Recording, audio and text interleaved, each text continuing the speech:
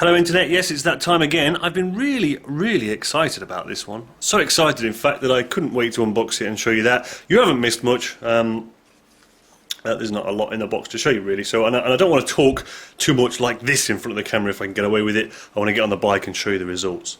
But real quick, there are a few things that do need to be said. This is a ContourHD, 1080p. There is another HD camera in the market, as you may well know. It's the GoPro. Immediately the one thing that does spring to mind is, you know, this looks the business. It looks like a camera. The GoPro, I mean, what is it meant to be? It does look a bit sort of, I don't know, it looks a bit odd, if I'm honest. This looks the business. It looks like what it should be. You know, if there is a if there is something a helmet camera should look like, this is what it is.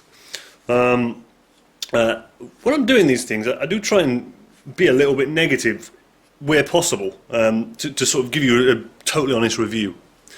And if I was being completely honest and a little bit negative, the one thing that is a massive problem with this unit, and what a lot of people on YouTube have found, is that there's an internal microphone, which is fine, so you put that on there, you've got your microphone, but I like to talk to the camera, as you know, and my mouth's down here and the camera's up here, and how does that work? So of course it's fine, you get your external microphone and you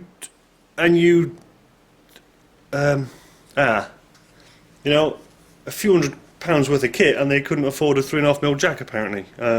Never fear, there is a guy called Sergeant Markins on the tubes who has taken this thing apart and worked out how to jack in a fixed microphone, and there is another fellow in Australia, I believe, and I'm going to put links to all these things at the end of the video.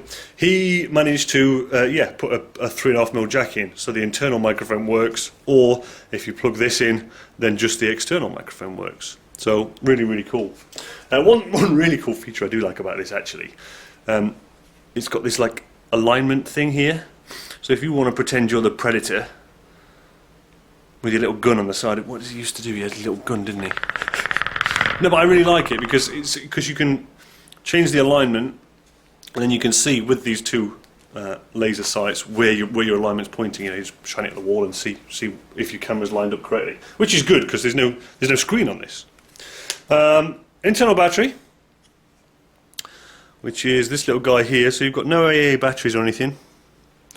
It's really simple to use. I mean, you couldn't go wrong. The memory cards are these tiny wee guys. And yeah, there's not really a lot else to say. I'll just show you quickly. It comes with two flavours for mounting it, and one of them is this wee goggle mount, which I'm going to be using initially. And I've not done this before, but I think that goes in there. Oops, that goes in there. And click. There is a guy in the States who's been using this prolifically, Rebel Yell 91. He's a guy a bit like me, straps a camera to his face, rides a motorbike and talks a lot of I'll put a link to his channel at the end of this video, and you'll see that he's got great results. But he didn't do the taking this apart, voiding the warranty. He's got an external. I forget the name of it. I'll put a link in here. He's got like he syncs the audio and the video together, so he's got an external audio recorder, and that works really well for him. So again, there's going to be a bunch of things at the end of this video you can see.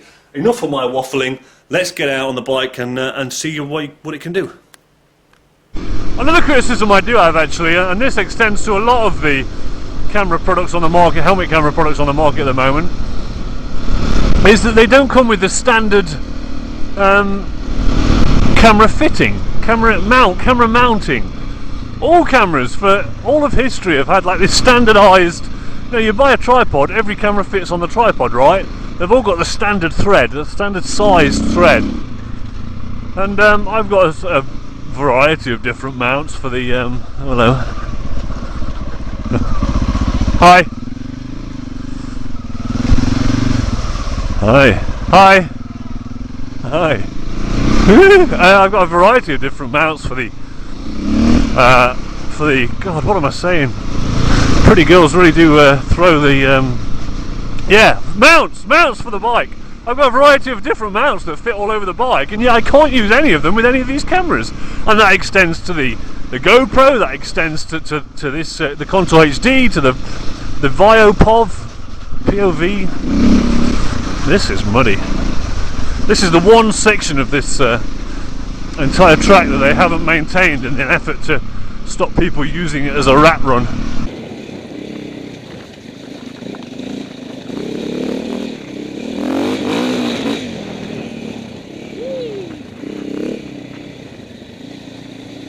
Yeah, I'm not entirely sure on its waterproofability. Is that such a word? Waterproof. It's waterproofing. Because again, to compare it to other cameras on the market, the Vio POV, you know, you can go for a swim with that. The GoPro, I mean, I've physically taken GoPros, you know, swimming, literally, gone for a swim, and recorded underwater and so on. Whereas this thing, don't quote me, I'm guessing, and I will check and correct myself on the bottom of the screen if I'm wrong, but I'm guessing that it's non-submersible. I would again guess that it's shower-proof. So if you're in a rainstorm, you're fine, but if you lob yourself into a big puddle, which has been known to happen, then you're not. So, priced at £320, what do I think to the ContourHD? Well, actually, I think it's great. It's a few quid more than the GoPro. Quality-wise, there's not a lot in it, if I'm honest. They're both great little.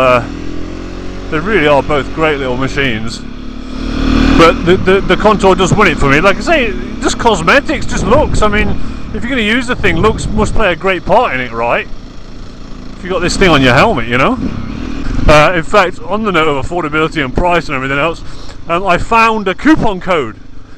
You guys can get a discount at a place called actioncameras.co.uk. Now, I don't know if the guys were drunk when they thought of this or what, or who they employed to do their website, but the guy's obviously a bit of a nutter, because the coupon code is FLY French Giraffe, which you'll get 10% off. So 10% off, 320, 32 quid off. Not a bad little effort. So real quick, guys, I've now got the stuff in my editing suite, and here's a problem I didn't envisage. What you're looking at here is my normal camcorder, and I'm recording this, and I've got a fast computer, and my computer handles this fine, no problem. Then we flick to, this is POV footage. As you can see, it's free flowing, it's nice, it's easy to work with. But if we get to the ContourHD footage, jerk, jerk, jerk, jump, jump, jump. It's not my computer. My computer is one of the best computers on the market at the moment. This is the output of the ContourHD is MOV format, movie format, QuickTime movie format, and it's the computer editing software doesn't like it, and it's a real problem to work with. So I've googled around, looked around, and no, there's no solution. I just have to re-encode it into a format that's workable. MPEG's good, WMV's good, so I have to encode it now to look at it, encode it again when I edit it, and then encode it again when I want to put it on YouTube. So by the time time is the big issue for me. I don't want to have to encode things 20 times. An hour video and re-encoding it in a nice quality format to edit is going to take time. So yeah, it's a big problem that I really didn't envisage. So